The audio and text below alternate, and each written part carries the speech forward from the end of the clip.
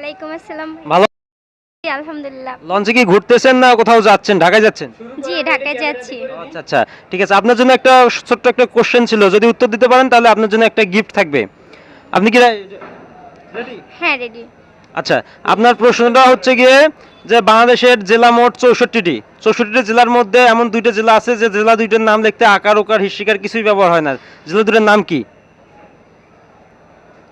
64টা জেলার মধ্যে আকার আকার রসিকার কিছুই ব্যবহার হয় না। কি হতে পারে?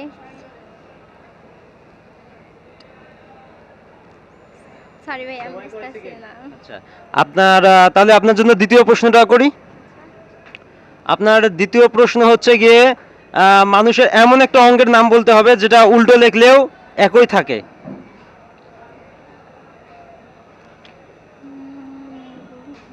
মানে উল্টা ভাবে লিখলেও একই থাকবে।